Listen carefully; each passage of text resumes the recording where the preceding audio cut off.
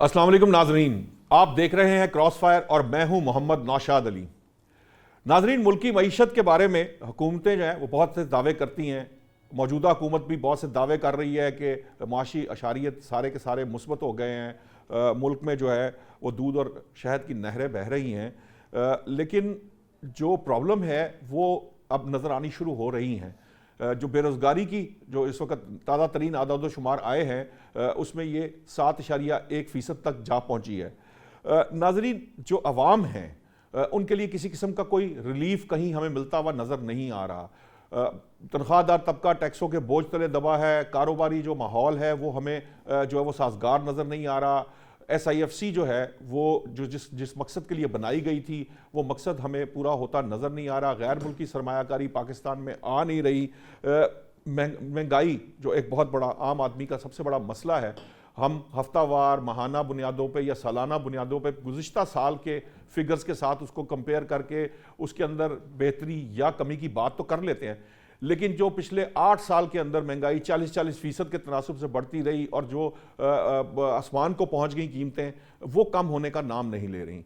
आम आदमी की कुव्वत ख़रीद में इजाफा नहीं हो रहा क्योंकि कारोबार नहीं चल रहे। मईशत में जो बेहतरी आवाम के लिए होनी चाहिए वो होती नज़र नहीं आ रही। सिर्फ जो आदाद शुमार जिसे आप कह लीजिए कि मैक्रो सतह के ऊपर जो गुफ्तगू की जाती है उस हद तक हमें आदाद शुमार जो है वो मुस्बत नज़र आते हैं। इन तमाम जो मामलात हैं इस पर जब हम बात करेंगे, वो हमारे साथ इस वक्त मौजूद है माहिर मईशत हैं डॉक्टर फ़ारूक सलीम साहब। मुझे स्टूडियो में ज्वाइन किया है जुल्फ़िकार राहत साहब ने, सीनियर तजज़ियाकार हैं, और आज़म चौधरी साहब हमारे बहुत सीनियर जर्नलिस्ट हैं। मैं इनसे यकीनन इस सारे मामले पर बात करूँगा, लेकिन जो असल मामला है डॉक्टर साहब, जो प्रॉब्लम है वो ये है कि ये जो बेरोजगारी बढ़ रही है इस पर कैसे काबू पाया जा सकता है?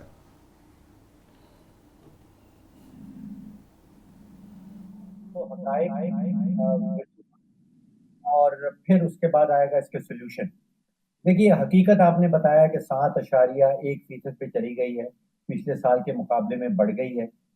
ये हुकूमती अदाद शुमार है। मेरे नज़दीक ख़ास तौर पे 20 से 35 साल तक के जो पाकिस्तानी नौजवान हैं, ख़ास तौर पे जो पढ़ा लिखा तबका है, वहाँ पे बेरोज़गारी की शरह शायद 20% से भी ज़्यादा है। तो एक तो जो हमें शुमार सामने आ रहे हैं, ये अंडर एस्टिमेट कर रहे हैं। और ज़मीनी हकीकत जो है बेरोज़गारी की वो शायद इससे भी ज़्यादा बुरी है। अब वजूहात क्या है? देखिए, एक बहुत बड़ी वजह ये है कि पाकिस्तान में इस वक्त कोई 20,000 बच्चे रोज़ाना के जन्म ले रहे हैं। यानी कि हमारी आबादी जो वो रोज़ाना की बुनियाद पे 20,000 एडिशन हो रही है, और सालाना की बुनियाद पे फिर हमें 50 से 60 लाख इजाफी नौकरियां चाहिए अगर हम बेरोजगारी की शरह को नीचे लाना चाहते हैं। अब मेरे इल्म में तो कोई ऐसी मईशत शायद नहीं है दुनिया में जो 50-60 लाख इजाफी नौकरियां हर साल क्रिएट कर सके।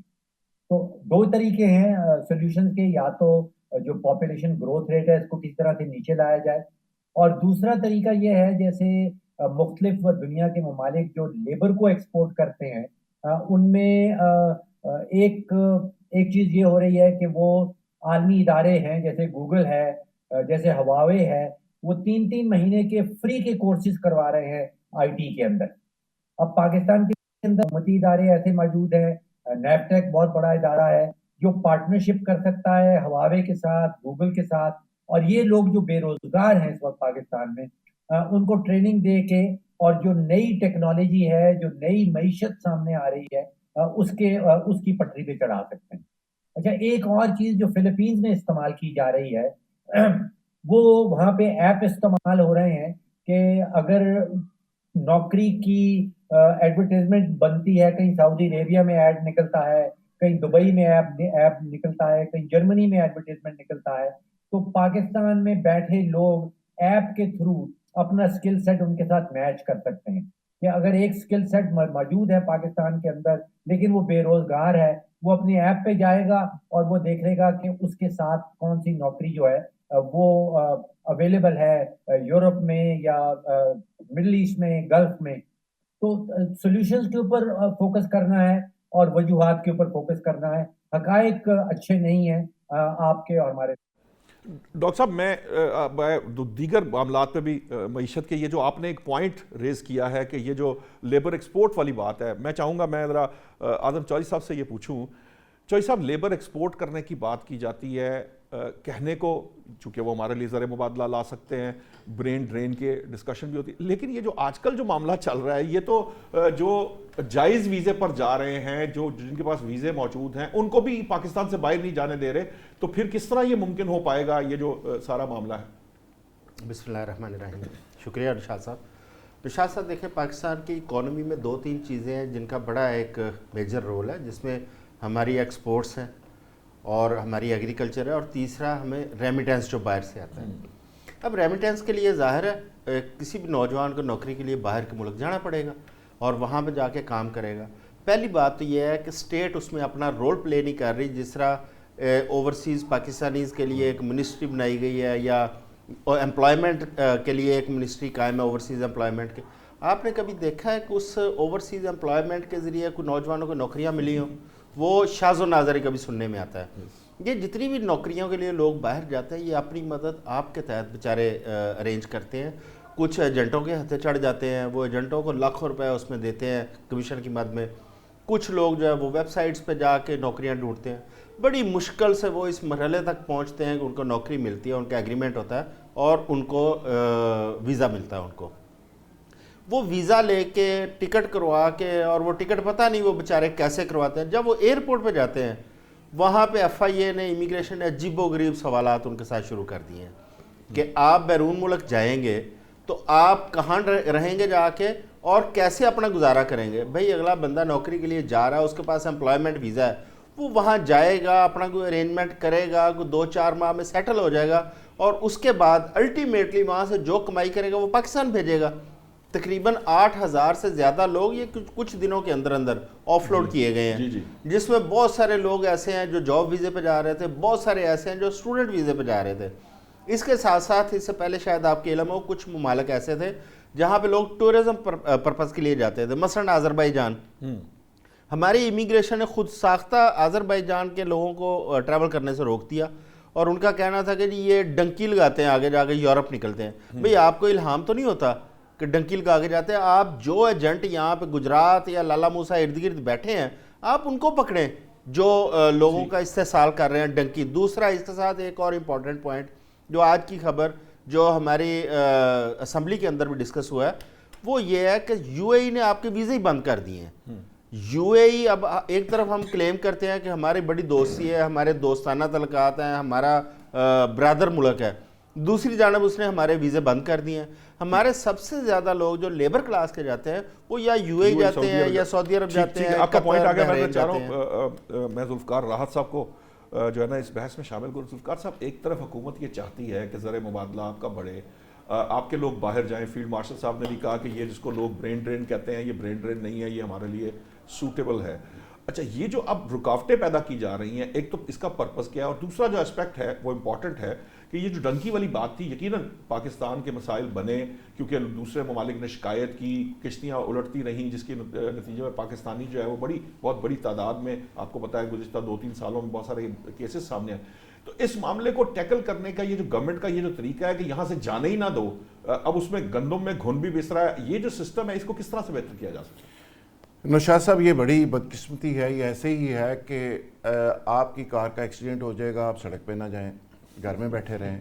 یعنی یہ میں حیران اس بات پہ ہوں کہ ان کے پاس طریقہ کار ایک ہی رہ گیا ہے. نااہلی اتنی اداروں کی کہ وہ چیزوں کو ٹھیک نہیں کر سکتے. وہ کہتے ہیں کہ نہ باہر کو جائے گا، نہ کو آگے ہماری کوئی انکوائری ہوگی، نہ وہاں سے کوئی بندہ سلپ ہوگا، تو سارے لوگوں کو روک دو. اب سوال یہ ہے کہ آپ کے پاس 7-8 کروڑ یوتھ ہے، اور بدقسمتی یہ ہے یہاں پہ کہ جس طرح فرق سلیم صاحب بات کر رہے تھے کہ ان کو آپ نے سکلڈ بھی نہیں کیا، ان کو ٹرین بھی نہیں کیا، اور پوری دنیا کے اندر سکلڈ لیبر کی قدر کی جاتی ہے. یعنی آپ 3 مہینے کا کورس کروا دیں، جس نے جا کے لیبر کرنی ہے وہ وہاں پہ جا کے ٹیکنیکل کام کرے گا اور ڈبل تنخواہ ہو جائے گی اور پاکستان میں پیسے بھیجے گا.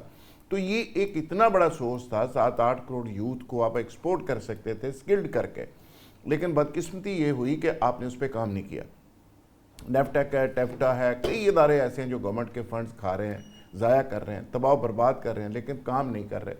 اسی طرح سی پیک آیا تھا تو آپ کے پاس ایک بڑی اپرچونٹی تھی. اس وقت چاہیے تھا تمام جتنے چیمبرز ہیں, جتنے آپ کے نیو ٹیک اور اس طرح کے ادارے ہیں, سارے لوگوں کو سر جوڑ کے بیٹھتے, اپنے لوگوں کو ٹرین کرتے. اور وہاں پہ کیا ہوا کہ چائنیز کو ساری لیبر ٹیکنیکل ادھر سے لانی پڑی, اسکلڈ لوگ ادھر سے لانے پڑے, اور آپ کے لوگ الٹیمیٹلی آپ کے پاس جو کوشچن بچا وہ صرف وہ بچا کہ آپ وہاں پہ ٹائروں کو پنکچر لگائیں گے یا ہوائیں بھریں گے. یہ پورے سی پیک کے اوپر اگر کبھی بن گیا تو آپ کے پاس اس میں بھی وہ چیزیں نہیں ہیں. اچھا, دوسری جو معیشت کی آپ بات کر رہے ہیں, اس میں 2-3 چیزیں بڑی بنیادی ہیں. ایک تو یہ ہے کہ آپ کی درآمدات اور آپ کی برآمدات میں توازن نہیں ہے, اور برآمدات ہوں گی کیسے؟ برآمدات ہوں گی تو آپ کا ڈالر آئے گا. برآمدات کس چیز کی آپ کریں گے؟ نہ آپ کی کوئی فیکٹری چل رہی ہے, نہ کوئی بزنس بیچارہ کرنا چاہ رہا ہے, جو کر رہا ہے اس کو ادارے نہیں کرنے دے رہے. ٹھیک ہے ذوالفقار, میں راحت صاحب میں صرف یہ چاہ رہا ہوں کہ میں ڈاکٹر فرق صاحب سے یہ پوچھوں. یہ تو ہم نے ذرا ایک لیڈ لی ان سے لیبر ایکسپورٹ, میں نے کہا ذرا اس پہ ڈسکشن ہو جائے. فرق سلیم صاحب, ایک بڑا پرابلم ہے, آئی ایم ایف کہتا ہے آڈٹ رپورٹ پاکستان نے کہا اس کو بنانے کو, اس نے بنا دی, لیکن جو اس نے بات کہی وہ بڑی امپورٹنٹ ہے کہ آپ گورننس کے معاملے پہ آپ جو ہے وہ ہزاروں ارب کا نقصان کر رہے ہیں. آپ اشرافیہ کو جو فائدے دے رہے ہیں, یا آپ چینی کا بات انہوں نے کی ہے, گندم کی بات کی ہے, ادروائز کہنے کو تو یہ عام اشیاء ہے, لیکن اس کے اوپر اربوں کھربوں روپے کا جو معاملہ ہے وہ اپنی جگہ ٹکا ہے. بڑی دلچسپ بات یہ ہے کہ کہا جاتا ہے کہ جی یہ جو 5300 ارب روپے کی کرپشن نیب نے ریکوری کی, یہ کرپشن کہیں نہ کہیں ہوئی. ہم اس بحث میں نہیں پڑھتے کہ کس ٹینیور میں ہوئی, لیکن یہ کرپشن ہوئی. اس کا مطلب اس کے ہونے کا امکان بھی موجود ہے اور اس کے ہونے کے طریقہ کار بھی موجود ہے. اچھا, بالکل ایٹ دا سیم ٹائم 5800 ارب روپے کی سبسڈی ٹیکس میں چھوٹ, آپ سبسڈی نہ کہیے, ٹیکس میں چھوٹ دے دی جاتی ہے اشرافیہ کو. اس طرح ملک کیسے چلے گا ڈاکٹر صاحب؟ دیکھیے 186 صفحات پہ مشتمل ہے وہ رپورٹ. جو لب لباب میں اس کا سمجھا ہوں, 3 بڑے امپورٹنٹ پوائنٹ. ایک تو وہ رپورٹ یہ کہہ رہی ہے کہ یہ کرپشن جو ہے یہ سسٹمک ہے, جس کا مطلب یہ ہے کہ یہ پاکستان کے سسٹمز کے اندر گھسی ہوئی ہے. اس کا سیاسی جماعت سے تعلق نہیں. سیاسی جماعت کوئی بھی آ جائے, پیپلز پارٹی آ جائے, پی ٹی آئی آ جائے, پی ایم ایل این آ جائے, یہ کرپشن وہیں کی وہیں رہتی ہے, کیونکہ یہ پاکستان کے سسٹم ہوتی ہوئی. دوسرا وہ یہ کہتے ہیں کہ یہ پرسسٹنٹ ہے, مسلسل ہے, چلی جا رہی ہے. اور تیسرا بڑا امپورٹنٹ پوائنٹ جو وہ کہہ رہے ہیں, وہ کہتے ہیں جو آلریڈی مراد یافتہ طبقہ ہے, پریویلیج کلاس وہ استعمال کرتے ہیں, وہ فائدہ اس کرپشن کا. اب پریویلیج کلاس جو ہے اگر 24-25 کروڑ کی آبادی ہے, تو میں نہیں سمجھتا ہوں کہ وہ 1% سے زیادہ ہے ایسی کلاس جو پریویلیج کلاس کہلائے گی. تو 1 لاکھ 1.5 لاکھ 2 لاکھ میکسیمم کر لیں ایسے پاکستانی ہیں جو اس کرپشن کا جو ہے وہ فائدہ اٹھا رہے ہیں یا ابیوز کیا جا رہا ہے. پھر وہ یہ کہتے ہیں کہ ہم آپ میڈیا میں بات چیت کرتے ہیں, ہم معیشت کے حوالے سے جب کرپشن کی بات چیت کرتے ہیں تو اس کو ایک سائیڈ نوٹ, ایک فٹ نوٹ لکھ دیتے ہیں. یہ رپورٹ یہ کہہ رہی ہے کہ یہ مرکزی رول پلے کرتی ہے آپ کی معیشت کے اندر. اس کو آپ فٹ سائیڈ نوٹ ڈال کے نہ لکھ دیں, یہ مرکزی رول ہے. اور نہ صرف آئی ایم ایف, 2 اور ادارے ہیں نوشاد صاحب جو اسی قسم کی ریسرچ کرتے ہیں, کی اپنی رپورٹ آتی ہے, اور ٹرانسپیرنسی انٹرنیشنل آپ کو یاد ہو وہ ایسی رپورٹ, اور تینوں کے لگ بھگ جو اعداد و شمار وہ بتاتے ہیں 6-7-8% جی ڈی پی کا جو ہے وہ کرپشن کی نظر ہو جاتا ہے, جس کا مطلب یہ ہے کہ تقریباً 9,000 ارب روپے کی سالانہ کرپشن ہوتی ہے. دیکھ رہا تھا کہ پچھلا جو سینسس ہوا پاکستان میں, اس میں تقریباً 3.5 کروڑ خاندان رہتے کے اندر, تو 9,000 ارب کی کرپشن ہے, جس کا مطلب کہ ہر پاکستانی خاندان تقریباً 2.5 سے 3 لاکھ روپے کا اس کے سر پہ بوجھ ہے جو کرپشن کی نظر ہو جاتا ہے. تو بہت بڑی اماؤنٹس ہیں.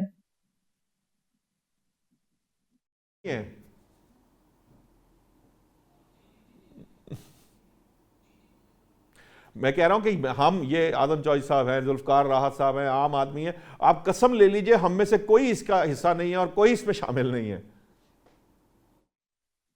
نہیں نوشادہ, وہ تو میں شروع میں کہہ گیا کہ تقریباً 1 سے 1.5% آبادی ہے جس کو پریویلیج کلاس کہتے ہیں.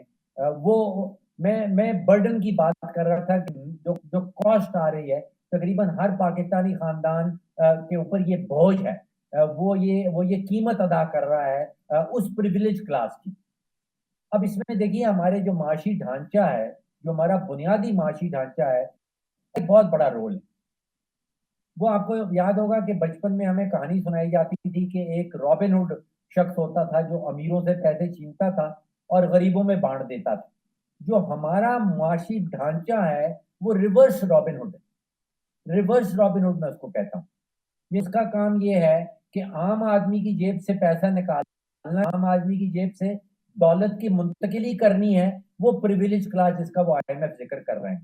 اب وہ دوسری طرف چاہے وہ شوگر مافیا کھڑا ہے, چاہے وہ آئی پی پی کا مافیا کھڑا ہے, چاہے وہ سیمنٹ مل کا مافیا کھڑا ہے, چاہے وہ بینکنگ سیکٹر کھڑا ہے, تو معاشی ڈھلنا پڑے گا. کے بغیر جو ہے یہ ریورس رابن ہوڈ والا معاملہ ختم ہوتا نظر نہیں آتا. یہ ریورس رابن ہوڈ مجھے تو لگتا ہے سسٹم رابن ہوڈ ہے وہ, اور کرتا ریورس سسٹم, چلاتا ریورس طریقے سے ہے, بجائے اس کے کہ ان سے لے کے ہمیں دیتا, ہم سے لے کے ان کو دے رہا ہے. یہ بات تو درست ہے, لیکن یہ جو گورننس کی طرف پوائنٹ کیا گیا, دیکھیں کوئی کسی بھی جو سیاسی جماعت ہے یا کوئی بھی جو حکومت ہے, اس کو کوئی گورننس سے نہیں روکتا. اور آپ دیکھتے ہیں کہ ہم نے دیکھا کراچی کے اندر جب وہ قانون نافذ کرنے کی کوشش کی جائے, ٹریفک کے جرمانے بڑھائے جائیں, تو ساری ٹریفک آپ کو جو ہے نا فوراً ایسے لائن میں آ جاتی ہے. مال روڈ پہ آپ نے ٹریفک ٹھیک کیا. گورننس جہاں جہاں آپ نے کرنا چاہی وہاں آپ نے اس کے رزلٹ لیے. کیا یہ سسٹمیٹک وے کے اندر یہ جو 1.5 لاکھ اشرافیہ کی بات ہو رہی ہے, یہ آپ کے سسٹم کو چلنے نہیں دیتی, یہ قانون کو لاگو ہونے نہیں دیتی, اور کیا یہ گورننس بہتر نہیں کرنے دیتی؟ دیکھیں صاحب, اس میں جو سسٹم میں جو بینیفیشری ہیں, اگر آپ دیکھیں گے تو آپ کی اسٹیٹ کے اندر چاہے جتنے ادارے ہوں, چاہے آپ کی پارلیمنٹس ہوں, وہاں پہ آپ کو یہی والی اشرافیہ نظر آئے گی. وہ چاہے وہ شوگر مافیا کا ایک کارٹل ہو, چاہے آئی پی پیز والے ہوں, چاہے سیمنٹ والے ہوں, آپ کو اسمبلیوں کے اندر چہرے بھی انہی کے نظر آئیں گے یا ان کے عزیز و اقارب نظر آئیں گے. انہوں نے اس پورے سسٹم کو کیپچر کیا ہوا ہے, اور پورا سسٹم اس وقت یرغمال ہے. اس لیے یہ جو ریورس رابن ہوڈ کی ٹرم ہے نا, جو آپ اور میں دے رہے ہیں, دیکھیں بجلی اگر کوئی بندہ چوری کرتا ہے تو اس کا بل ہم لوگ دیتے ہیں. ٹیکس اگر اشرافیہ کے جن سیکٹر سے ٹیکس کی کلیکشن نہیں ہوتی ان کے بدلے بھی ٹیکس ہم لوگ دیتے ہیں, چاہے وہ تنخواہ دار طبقہ ہے, چھوٹا کاروباری طبقہ ہے, جو بھی ہے وہ اس سسٹم میں پھنس جاتا ہے. مثلا اب اس وقت سب سے جو امپورٹنٹ ہے وہ آئی ٹی سیکٹر ہے. آئی ٹی کے اندر جو ای کامرس سیکٹر ہے, آپ تھوڑا سا غور کریں کہ ای کامرس کے اوپر کس قدر زیادہ ٹیکس لگا دیا گیا ہے کہ پاکستان میں شاید فیزیبل نہیں رہا کہ لوگ ای کامرس کا لیگل طریقے سے کاروبار کر پائیں. آپ دیکھیں سوشل میڈیا کی سائٹس, آپ کو بے شمار وہاں پہ پلیٹ فارم نظر آئیں گے, وہ رجسٹرڈ بھی نہیں ہوں گے, وہ انلیگل وے سے وہ کام کرتے ہیں. اس کی وجہ کیا ہے کہ وہ جو ایک ہیوی ٹیکس گورنمنٹ نے اس پہ لگا رکھا ہے, اس سے بچتے ہیں وہ لوگ, اس لیے وہ اس قسم کے راستے تلاش کرتے ہیں. جب تک عام آدمی کو براہ راست فائدہ نہیں پہنچے گا تو اس کا مطلب ہے کہ آپ کا سسٹم جو ہے نا وہ ڈیزائن ہی ایسے کیا گیا ہے کہ وہ صرف اشرافیہ کو فائدہ پہنچائے اور عام آدمی کو نچوڑے. اس وقت دیکھیں حکومتوں کے پاس اگر پیسے نہیں ہیں, حکومتیں پیسے کہاں سے لے رہی ہیں؟ میں ایک چھوٹی سی مثال دیتا ہوں کراچی اور لاہور کی. آپ دیکھتے ہیں وہاں پہ ٹریفک رولز کے اندر جو اس وقت جرمانے عائد کیے گئے ہیں, آپ اپنی عوام کی جو معاشی صورتحال ہے اس کو دیکھیں, بے روزگاری کے حالات دیکھیں, ان تمام چیزوں کو مد نظر رکھتے ہیں آپ دیکھیں کہ کہاں پہ جسٹیفیکیشن ہے اس کی کتنے جرمانوں کی. آپ اپنی جو حیثیت ہے, جتنی ارننگ ہے, انکم ہے, اس لحاظ سے آپ وہ جرمانے بھی ان کی تعین کرتے ہیں. اس قسم کے جو چوہی صاحب, ویسے میں نے یو اے ای میں دیکھیں, باہر اگر آپ دیکھیں وہ جرمانے ہوتے ہی ایسے ہیں جو آپ عام آدمی کی استطاعت سے بڑھ کر ہوتا کہ اس کو ایک جو ہے پیونیٹیو معیار. اچھا جی, مجھے یو اے ای کی بے روزگاری کی شرح بتا دیں وہاں پہ کتنی ہے. میں آپ سے اس بات سے ایگری کر رہا ہوں, لیکن میں اگر جرمانے جو ہیں وہ ذرا تھوڑا سا کسی کے لیے ایک پنشمنٹ کے طور کے اوپر اس لیے ہوتے ہیں تاکہ اس کی ڈیٹرنس کلیئر ہو. کراچی میں 2 ہفتوں میں 71 کروڑ روپے کلیکٹ ہوا. میں ذوالفقار صاحب کی طرف ہی جا رہا ہوں. مجھے ذوالفقار صاحب دیکھیں مسئلہ کہاں ہے. مسئلہ یہ جو چوہی صاحب بات کر رہے ہیں, یہ بھی آپ اس کو جیسے کہتے ہیں نا کہ آپ سائڈ پہ رکھ نہیں سکتے. کہ دیکھیں ایک شخص ہے جس کا خرچ جو ہے وہ 70,000 روپے ماہانہ بڑھ گیا, اور آپ 15,000 سے بمشکل اس کو 39,000 پہ لائے ہیں. اب 39,000 روپے میں کوئی میں کہتا ہوں پاکستان کا جو سب سے بڑا جینیس ہے وہ بھی مجھے کوئی بجٹ بنا کے دکھا دے, کوئی بجٹ بنا کے دکھا دے کہ یہ بجٹ ہے کہ یہ ایک خاندان جو آپ 1 لاکھ میں بجٹ بنوا لیں خاندان ہے وہ کر دے.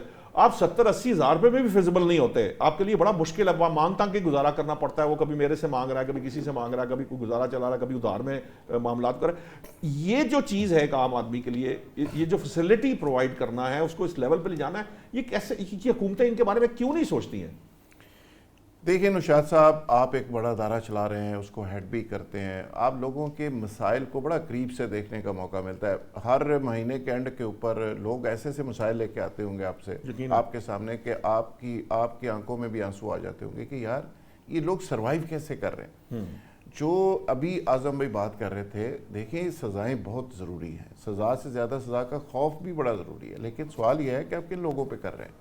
71 کروڑ روپیہ کراچی میں کلیکٹ کر لیا ہے, اشارے آپ کے ٹھیک نہیں, سڑکیں آپ کی ٹوٹی ہوئی ہیں, لوگوں کی حالت بیچاروں کی کیا ہے, وہ خودکشی کرنے کا روز سوچتے ہیں, روز جیتے ہیں, روز مرتے ہیں. ان حالات کے اندر آپ لوگوں کے ساتھ یہ کر رہے ہیں. اور دوسری بات, جو بھی بات ہم کر رہے ہیں نا معیشت کی, یہ ایک چیز نہیں ہے, ملٹیپل چیزیں ہیں. سب سے پہلی بات تو یہ ہے کہ 6 افراد کا ایک کنبہ ہوتا ہے, اس کی اگر خرچہ 5 لاکھ اور اس کی آمدن 1 لاکھ ہو تو وہ گھر نہیں چل سکتا. آپ 25 کروڑ کا ملک چلا رہے ہیں, 25 ارب ڈیلی آپ قرض لے رہے ہیں. یہ فرق سلیم صاحب بہتر آپ کو گائیڈ کریں گے, اور ان سے ضرور پوچھئے گا کہ کیسے پاسیبل ہے, اتنا بڑا یونٹ کیسے گورنیبل رہ سکتا ہے کہ آپ 25 ارب روز کا قرض لیں. 25 کروڑ کا ملک ہے, اور حالت یہ ہے معیشت کی, وہ آخری سانسیں لے رہی ہے. جو شخص آتا ہے اقتدار میں, وہ کہتا ہے کہ جی ملک نازک ترین دور سے گزر رہا ہے. یہ نازک ترین دور والا فکرہ ہماری جان ہی نہیں چھوڑ رہا. یہ 47 سے ہمارے پیچھے پڑا ہوا ہے, جا کے ہی نہیں دے رہی. 47 سے پیچھے ہمارے یہ فکرہ پڑا ہوا ہے, اس کی جان ہماری چھوٹ ہی نہیں رہی. اور جو صاحب آتے ہیں مسیحا بن کے, وہ اور قرضوں میں پھنسا کے چلے جاتے ہیں. اب مجھے بتائیں کہ آپ کا اگر قرضوں کی بات کر لیں تو آپ کا بڑا تاجر, آپ کے ریل اسٹیٹ کا ایک خاص حصہ, آپ کی زراعت, کئی شعبے ایسے ہیں جو ٹیکس نیٹ میں نہیں آئے. 30 لاکھ ٹوٹل ٹیکس نیٹ میں آپ رو پٹ کے لوگوں کو لائیں, اور 25 کروڑ کے اندر سے, اور اس کو رگڑی جا رہے ہیں. نیا ٹیکس نیٹ میں آپ اس کو بڑھا نہیں پا رہے.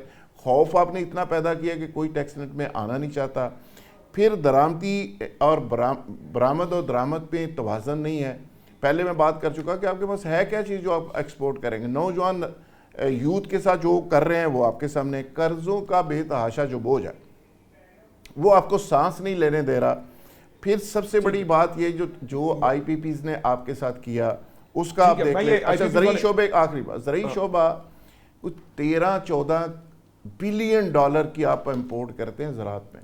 یار اپنے زراعت کو ٹھیک کر لیں, اس کو کھڑا کر لیں. 12-13 بلین آپ کا پوائنٹ آ گیا. میں ذرا ڈاکٹر فاروق سلیم کی طرف, ذرا ٹائم شارٹ ہے. میں ڈاکٹر صاحب یہ ساری ڈسکشن ہم کرتے رہتے ہیں, یہ بات ٹھیک ہے. آئی پی پیز, مفتاح اسماعیل صاحب کہتے ہیں کہ جی وہ ٹینڈر کرنے چاہیے تھے. اب جن حالات میں آئی پی پیز لگے تھے اس وقت کوئی دینے کو تیار ہی نہیں تھا آپ کو انرجی.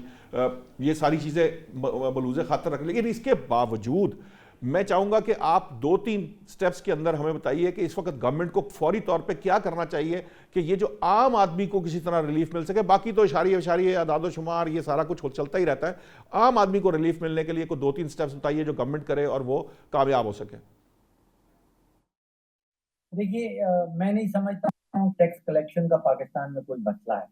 پاکستان کا ہر بچہ, بوڑھا, مرد اور عورت ٹیکس دیتا ہے. وہ پاکستانی جس کے پاس موبائل کا وہ ٹیکس نہ دیتا ہو, جس کے گھر میں بجلی یا گیس کا بل نہیں لگا وہ شاید ٹیکس نہ دیتا ہو, جو پیٹرول یا ڈیزل کا استعمال نہیں کرتا وہ شاید ٹیکس نہ دیتا ہو.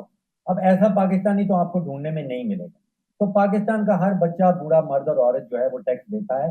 معاملہ ٹیکس کا نہیں ہے, معاملہ حکومتی اخراجات کا اور حکومتی نقصانات. آپ نے 3-4 سٹیپس بتائے, میں آپ کو 6 بتا. دیکھیے, حکومت پاکستان کے اندر جتنی بھی بجلی پیدا ہوتی ہے وہ ساری خود خریدتی ہے, اور اس کے بعد وہ ساری بیچتی ہے. خرید و فروخت میں کوئی 600 ارب روپے کا سالانہ نقصان کر دیتی ہے. بھیا آپ یہ کام نہ کریں, آپ حکمرانی کریں. آپ کا کیا کام ہے بجلی خریدنے کا اور بجلی بیچنے کا؟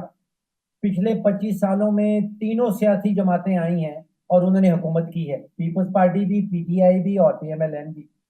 صرف پی آئی اے چلانے میں 713 ارب روپے کا نقصان کیا. 25 سالوں میں کوئی 1 درجن وزرائے اعظم آئے ہیں. ہر وزیر اعظم اوسطاً 70 سے 80 بلین روپیہ صرف پی آئی اے میں نقصان کر کے گیا ہے. میں 25 سال سے پاکستان کا بجٹ دیکھ رہا ہوں, ہر بجٹ میں 800-900 रुपए आती हैं, तो ये वो ग्रांट्स कहाँ जाती हैं?